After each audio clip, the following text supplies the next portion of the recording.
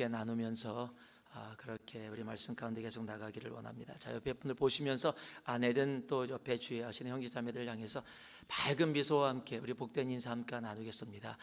나처럼 사세요. 그리고 한번 좀 얘기 좀 해주세요. 나처럼 사세요. 예, 이게 복인지 그렇지 않은지 잘 모르겠지만 아마 자신 있게 다른 사람을 향해서 나처럼 사세요, 나와 같이 되기를 이렇게 얘기할 수 있는 인생은 솔직히 그렇게 많지 않을 겁니다.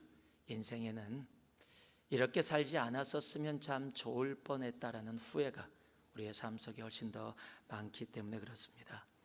후회하면 어렸을 때 들었던 이 대명사, 후회의 대명사가 하나 있죠. 인물이요. 뭐 인물이라고까지는 할 수 없겠지만 한국에서만 알려졌나요? 예, 바로 청개구리입니다. 자, 청개구리는 후회의 대명사지요. 예, 엄마가 서쪽으로 가랬더니 동쪽으로 가고, 동쪽으로 가랬더니 서쪽으로 가고, 산으로 가랬더니 냇가로 가고, 냇가로 가랬더니 산으로 가고, 그랬다가 엄마가 돌아가시면서 아무래도 자기 무덤을 산에다가 해야지 잘 유지가 될 텐데 하도 동서를 거꾸로 가니까 냇가에다가 무덤을 만들라고. 하필 또 이때 얘가 마음이 돌아서서 엄마 마음을 알지 못하고 냇가에다가 엄마 무덤을 만드니까 비가 올 때마다 물이 불어서 엄마 무덤이 없어질까 봐 개골개골개골이 후회를 한다, 이렇게 노래 부르는 청개구리. 여러분, 지금도 이 세상에는 이런 청개구리가 참 많습니다. 교회 안에도 이런 청개구리들이 아직도 많이 울고 있다라고 생각합니다. 사람에게는 후회가 있습니다. 그런데 그 후회가 두 가지로 나눠진데, 하나는 행동 후회, 하나는 비행동 후회입니다. 행동 후회는 하고 나서 하지 말 걸, 비행동 후회는 하지 않아서 해볼 걸라는 후회라는 겁니다. 여러분은 어떤 게 더 많으세요? 행동 후회가 많으세요? 비행동 후회가 더 많으세요? 호주의 호스피스 간호사로 있었던 브로니 웨어라는 사람이 이 임종을 많은 사람들의 임종을 같이 보냈습니다. 그러면서 그 임종을 보내면서 그들과 대화를 나누면서 인생의 후회를 이야기했던 것들을 다 모아서 이렇게 책을 냈어요. 죽을 때 가장 후회하는 5가지라는 책을 써서 냈습니다. 그 5가지가 뭐냐면요, 인생의 마지막 순간에 정말 가장 많이 후회했던 5가지는: 내 뜻대로 한번 살아볼 걸, 일들을 좀 지혜롭게 하면서 살 걸, 내 기분에 좀 솔직하게 살 걸, 오래된 친구들과 좀 더 가깝게 지낼 걸, 좀 더 행복을 위해 도전해 볼 걸, 이런 것들이었습니다. 이 5가지가 전부 다 비행동 후회입니다. 즉 해볼 거리입니다. 다 해보지 못했다라는 거죠. 그러나 여러분, 행동 후회든 비행동 후회든 후회는 후회일 뿐입니다. 아무 차이도 없습니다. 그런데 이제 죄인의 모습으로 베소라는 총독 앞에, 그리고 아그리빠라는 왕 앞에 서 있는 사도 바울이 오늘 이렇게 당당하게 외칩니다. 결박된 것 외에는 이곳에 있는 모든 사람이 나와 같이, 즉 나처럼 되기를 원한다. 여러분, 사도 바울의 삶 속에는 후회가 없을까요? 아마 있었을지도 모릅니다.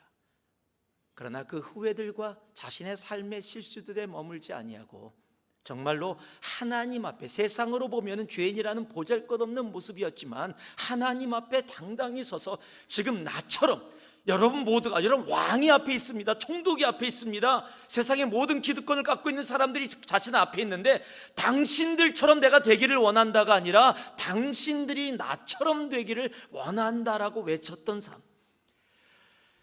여러분, 우리의 삶이 이런 삶이 되기를 주님의 이름으로 축복합니다. 세상을 향해서 나와 같이 되기를 이라고 외칠 수 있는 그런 삶.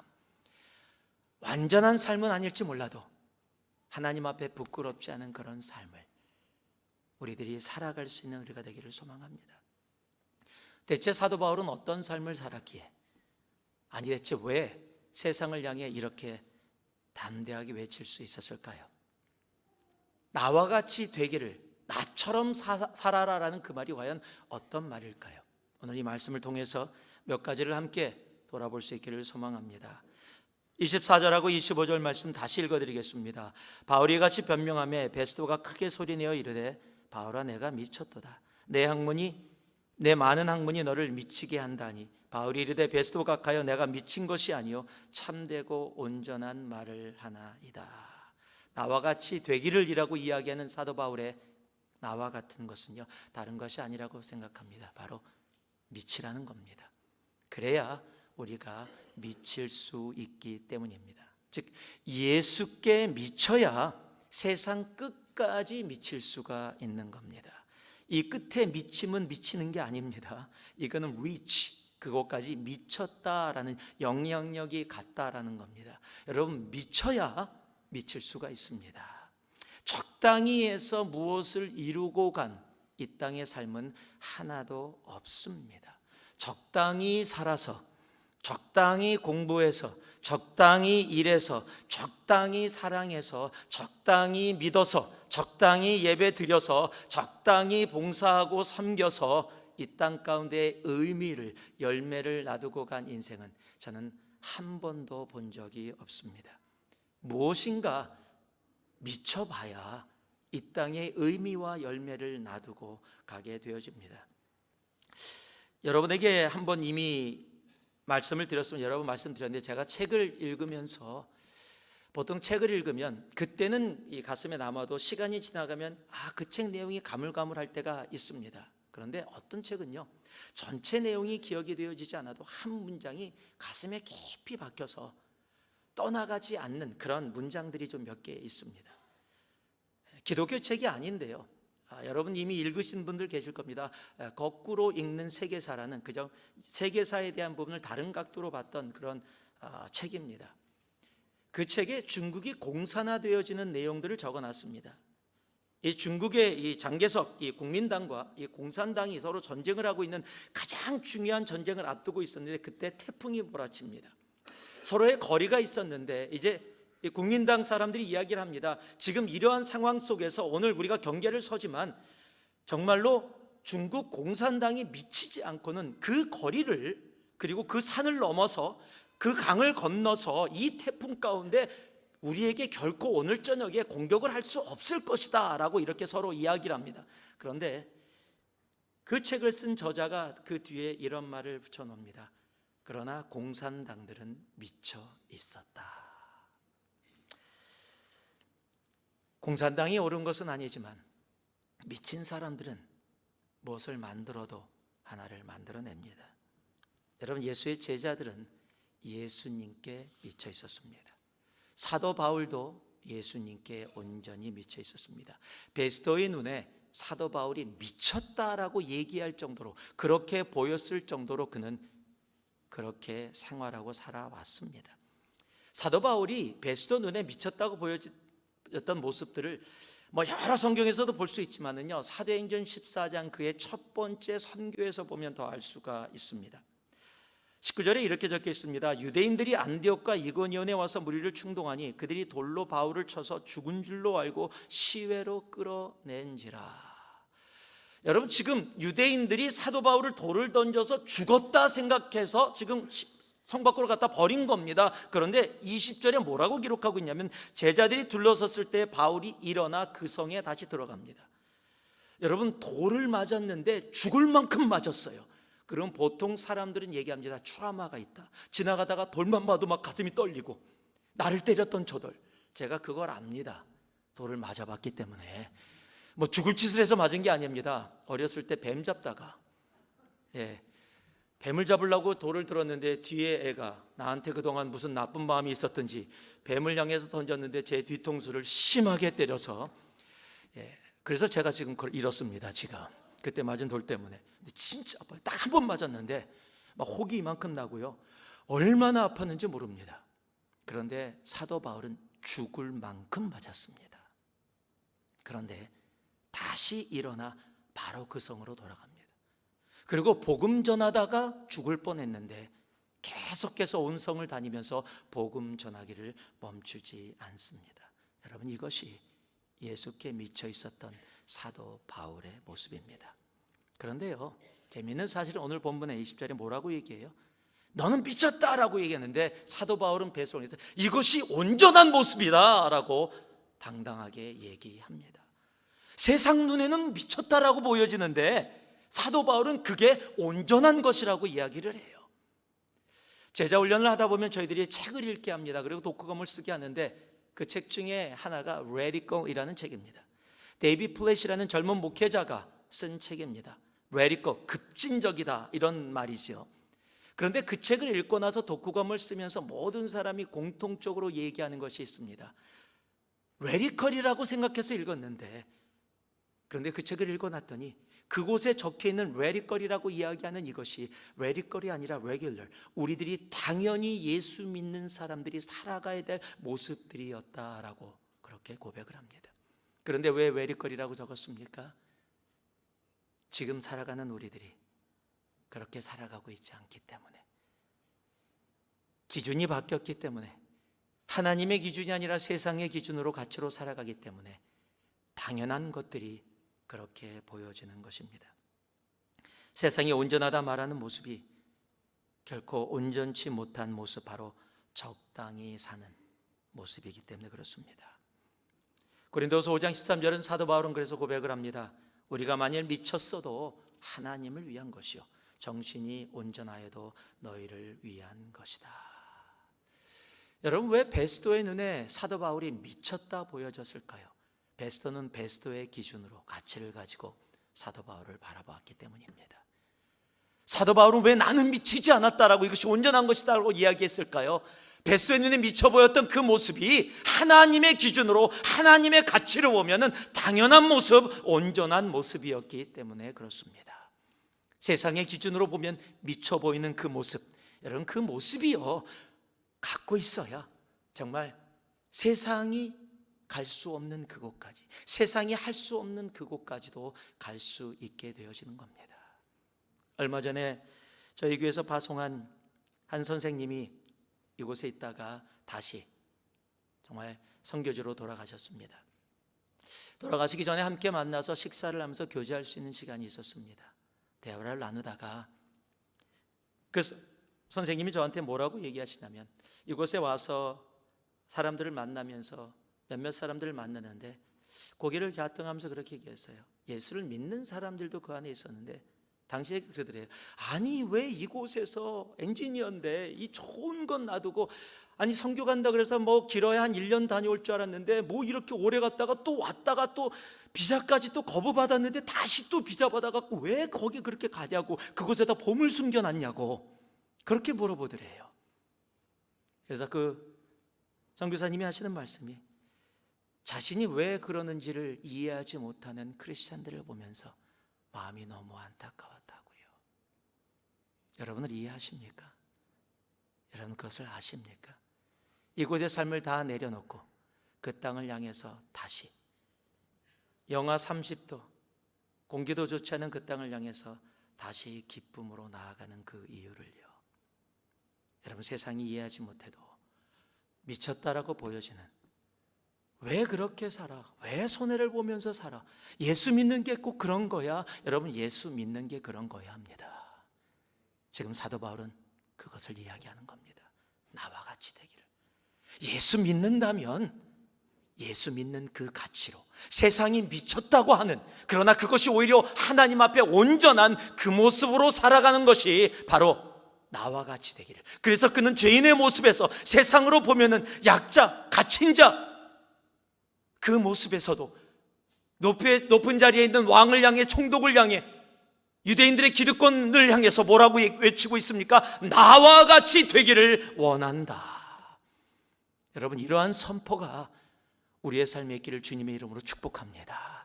이것이 예수 믿는 사람들의 모습입니다. 미쳐야 세상 끝까지 미칠 수가 있습니다.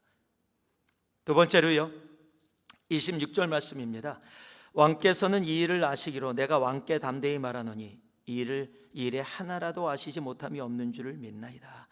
이 일은 한쪽 구석에서 행한 것이 아니니이다.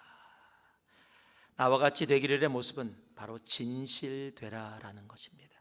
왜냐하면 진실돼야 이 땅 가운데 당당하게 살아갈 수 있기 때문에 그렇습니다.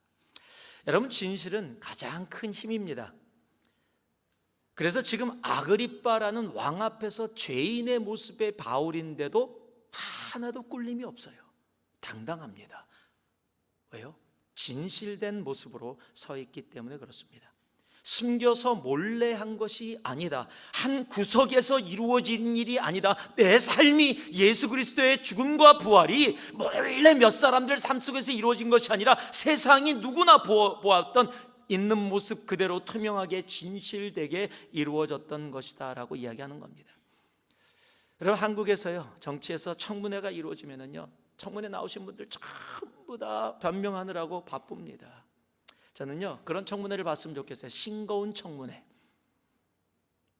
살아왔던 삶과 그곳에 사는 모든 것이 같아서 그냥 아무 문제 없이 다 부러지는, 아마 꿈일 겁니다. 그런데요, 여러분, 우리가 천국 가면 주님 앞에서 우리가 청문회를 받게 될 것입니다. 그때 하나님 앞에 우리가 잘나서가 아니라 교만해서가 아니라 당당한 모습으로 설 수 있기를 주님의 이름으로 축복합니다. 왜냐하면 진실되면 당당할 수 있습니다. 이 세상에 참 비밀이 너무 많습니다. 너무 숨기는 것이 많습니다. 우리가 보통 농담으로 그런 얘기를 해요. 옆에 사람들을 향해서 너무 많이 알면 다쳐.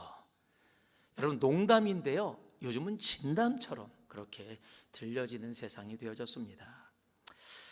한 신사가 길을 걸어가다가 누추한 옷을 입고 앞을 볼 수 없는 장님 소녀가 길거리에 앉아서 구걸을 하는 모습을 봤습니다.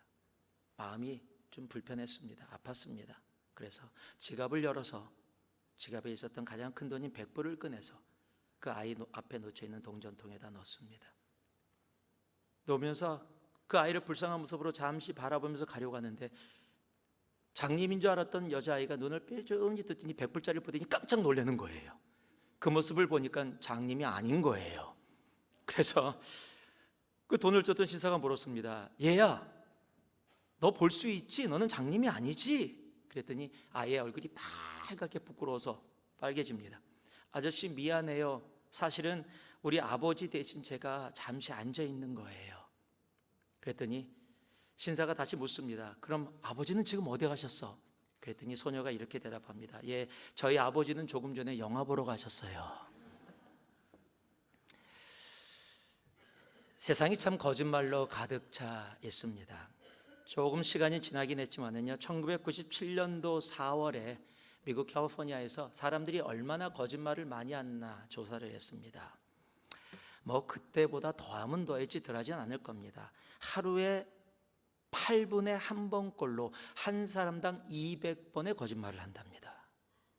그럼 속으로 다 생각하실 거예요. 나는 그 정도는 아니야. 예, 거기가 거기입니다. 예.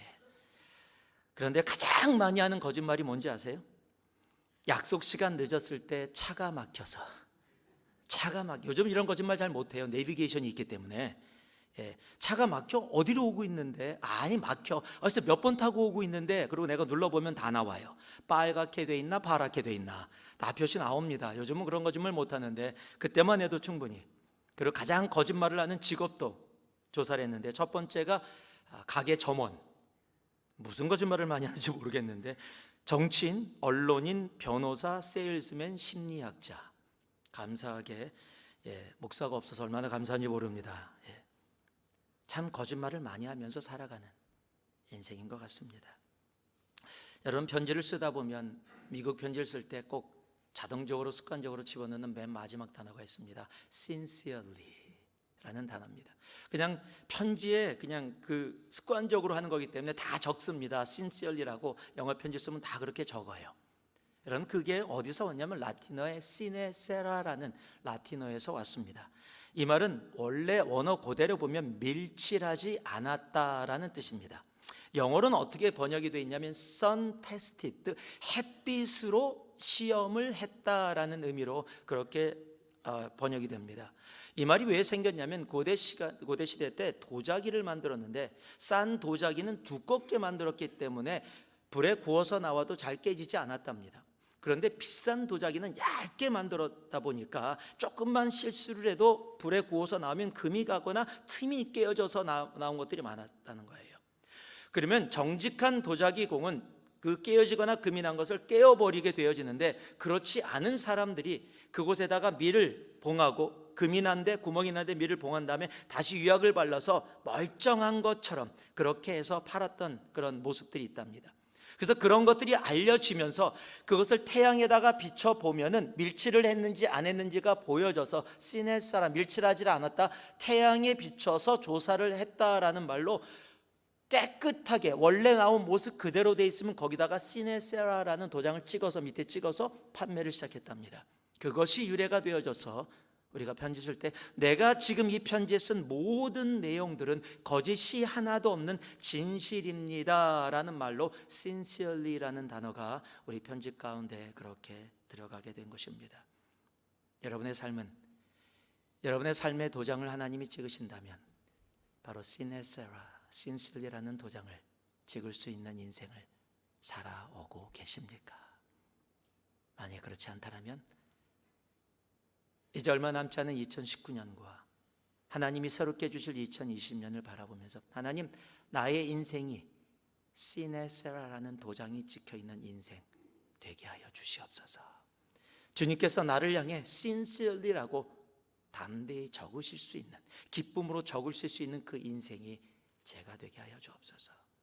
사도 바울은 성경에 자신의 인생을 이렇게 얘기합니다. 로마서 9장에도요, 내가 그리스도 안에서 참말을 하고 거짓말을 아니하노라.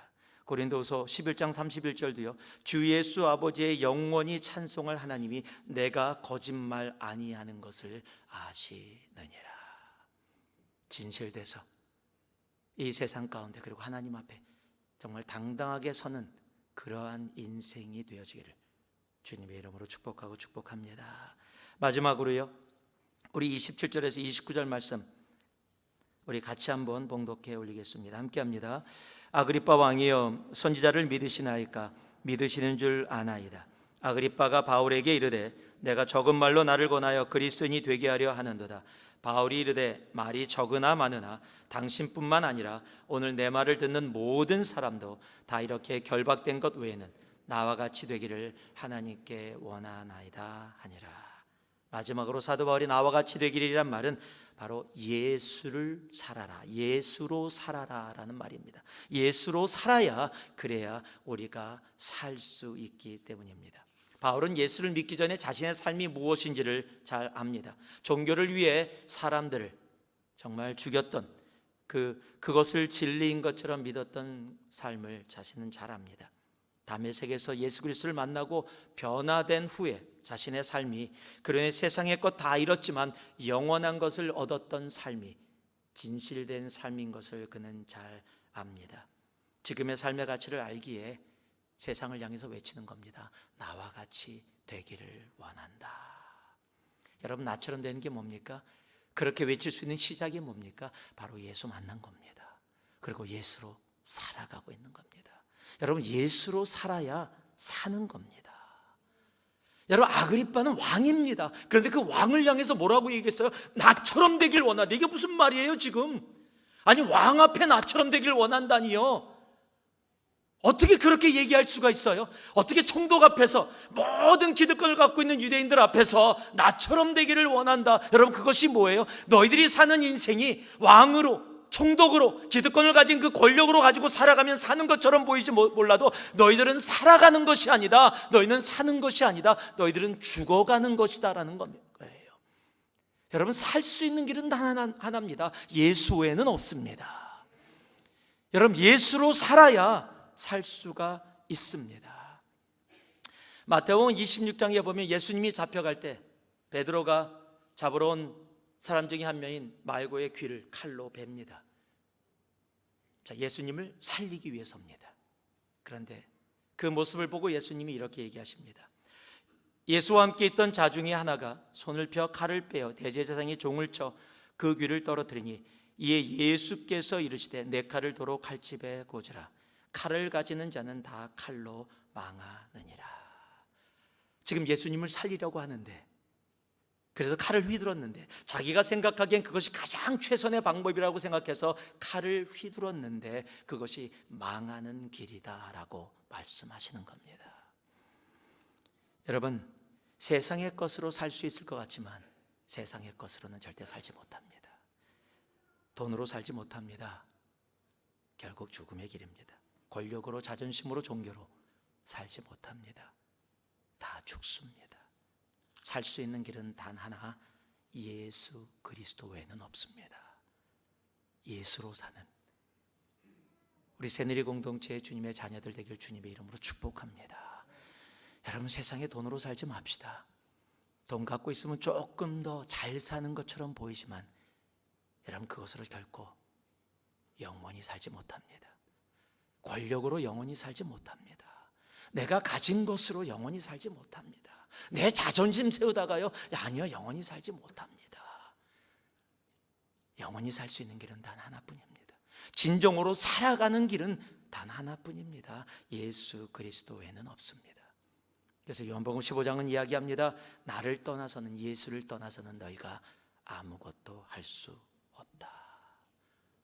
예수로만 사는 주님의 자녀들 되길 다시 한번 축복하고 축복합니다. 말씀을 마무리하겠습니다. 아마 여러분이 영화로 보셨거나 책으로 읽으신 분들 계실 겁니다. End of Spear이라고 영어 제목이 되어 있고요, 창끝이라는 오래전에, 수년 전에 나왔던 기독교 영화입니다. 사실을 배경으로 해서 나왔던 영화고 또 책 내용도 우리에게 잘 알려진 이야기입니다. 1950년대 에콰도르 아마존 정글에 문명을 거부하면서 살았던 부족이 있었습니다. 그들을 향한 하나님의 사랑을 가지고 미국의 젊은 선교사 5명이 그들을 향해서 나아갑니다. 수개월 동안 경비를 타고 그 부족 주위를 돌면서 좋은 것들을 많이 주랍했고, 그래서 나는 이곳에 나쁜 마음으로 오지 않고 좋은 마음으로 왔다는 것을 몇 개월 동안 표현했습니다. 그리고 시간이 지나 이제 충분히 자신들의 마음을 표현했다고 생각해서 그들에게 나아갑니다. 그러나 그들을 기다리고 있었던 것은 두 팔을 벌린 사람들이 아니라 창이었습니다. 그 창을 이길 수 있는 방법은 단 하나였습니다. 그들이 가지고 있었던 총이었습니다. 그들이 창을 가지고 왔을 때 총을 뽑아 싸웠다면 그들은 죽지 않았을 겁니다. 그런데 영화에서도 책에서도 그들의 사실이지만요, 그들은 총을 끝까지 뽑지 않았습니다. 그 창 끝에 다 죽임을 당했습니다. 그리고 한 사람이 죽음을 당하면서 이렇게 외쳤습니다. 부하비야 오는 부하, 부하비야 오는 부하. 이 이야기는 무슨 말이냐면 그들의 말인데요, 나는 당신의 적이 아니라 친구입니다. 그럼에도 불구하고 그는 다 죽었습니다. 그렇게 끝날 것 같은 의미 없이 젊은 인생, 생명 5의 생명이 버려진 것 같은 모습이 되어졌는데, 그 소식을 들은 선교사의 아내들과 가족들이 그 부족을 미워하지 않고 오히려 그들에게 다가갑니다. 재밌는 사실은 남자들은 죽였는데 다가온 여자들은 이 부족이 죽이질 않았다는 거예요. 그곳에 나가기 위해서 부족을 언어를 배우고 또 정글에서 살아갈 수 있는 방법들을 배우고, 한 사람은 간호학을 공부해서 그곳에 갔습니다. 2년 동안 그들을 최선을 다해 예수 그리스도의 사랑으로 섬겼습니다. 그리고 2년 후에 이제 그들과 대화를 나누며 이제 본국으로 돌아올 때가 되어졌는데, 그때 추장이 묻습니다. 부인, 당신들은 뭐가 모자라 여기까지 와서 이 고생을 합니까? 그때 선교사 짐 엘리엇의 아내였던 엘리자벳이 이렇게 이야기를 합니다. 우리는 몇 년 전에 당신들이 죽인 백인 선교사들의 아내들입니다. 우리 남편들은 당신들이 모르는 하나님을 당신들에게 가르쳐 주기 위해서 이 땅에 왔지만 당신들은 그들이 죽였으므로 그들은 뜻을 이루지 못했습니다. 우리들은 남편들이 해주고자 하는 말을 들려주기 위해서 지난 2년 동안 당신들과 함께 하면서 당신들의 언어를 배웠습니다.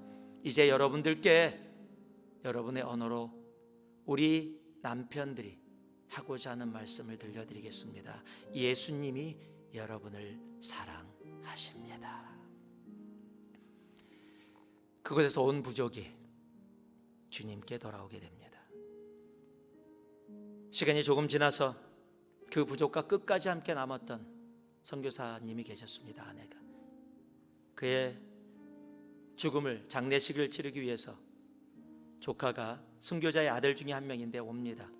그리고 주장을 만나게 됩니다. 그런데 그 주장이 그 아들을 데리고 강가로 갑니다.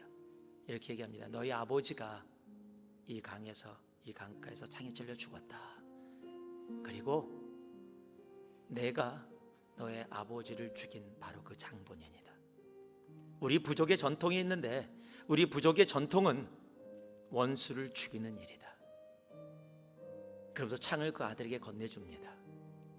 내가 너 아버지를 죽였으니까 너가 나를 죽여라. 그 이야기를 듣고 그 아들이 엉엉엉 웁니다. 그런데 울면서 이렇게 그 주장에게 얘기합니다.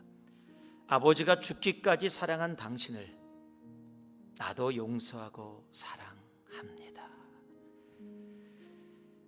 그 선교사를 죽였던 5명의 그 부족 사람들 중에 4명이 목사가 됩니다. 그리고 다른 1명도 평생을 주님을 위해서 살아갑니다. 젊은 순교자 중에 1명, 우리에게 많이 알려진 이름이 짐 엘리엇이라는 사람입니다. 그 짐 엘리엇의 그 일기에 이런 내용이 있다는 걸 우리가 잘 아실 겁니다. 영원한 것을 얻기 위해 이 세상에서 잠깐 누리는 것을 잃는 것은 결코 바보스러운 일이 아니다. 이런 인생이 사도 바울과 같은 인생입니다. 이런 인생이 바로 예수를 믿는 우리 모두의 인생이어야 합니다. 순교를 이야기하는 것이 아닙니다. 마지막 순간까지, 그것이 짧은 인생이든 긴 인생이든 누렸던 인생이든 세상의 가치로 누리지 못했던 인생이든 마지막 순간에 자기 죽음 앞에서 하나님 앞에서 고백할 수 있는 바로 그런 모습, 영원한 것을 위해서 잠시 누릴 것을 포기한 것이 결코 잃는 것이 아니고 바보스러운 것이 아니다라고 그렇게 이야기할 수 있는 인생. 여러분, 이것이 사도 바울이 아그리빠 왕과 베스도 총독과 유대인들을 향해서 외쳤던 나와 같이 되기를 원한다라는 바로 그 담대한 믿음의 삶의 선포입니다. 한 해의 마지막입니다. 이제 새해를 바라보면서 우리 그렇게 외칠 수 있었으면 좋겠습니다. 나와 같이 되기를. 여러분 자녀를 향해서요, 아들아 딸아 나와 같이 되기를 바란다. 여러분 아내와 남편을 향해서 내가 부끄럽고 나도 후회 있는 인생이지만 적어도 주님 앞에 있는 마음으로 내가 당신에게 이야기합니다. 나와 같이 되기를 바랍니다. 여러분 그렇게 이야기할 수 있는 인생, 그 인생이 오늘 이곳에 있는 여러분 모두가 되기를 다시 한번 예수 그리스도의 이름으로 축복합니다. 기도하겠습니다. 사랑의 아버지 하나님, 나와 같이 되기를, 그 고백이 성경에 적혀있는 사도 바울의 고백으로만 머물지 말게 하시고 오늘 우리 모두의 선포와 고백 되게 하여 주시옵소서. 예수님 이름으로 기도 올리옵나이다. 아멘. 자, 부끄럽지만은요, 그렇게 고백하기를 바란다라는 마음으로 다시 아내와 남편을 향해 또 내 전후좌우에 있는 분들을 향해서 나와 같이 되기를, 그것까지만 얘기하지요. 자, 한번 얘기해 주세요. 나와 같이 되기를.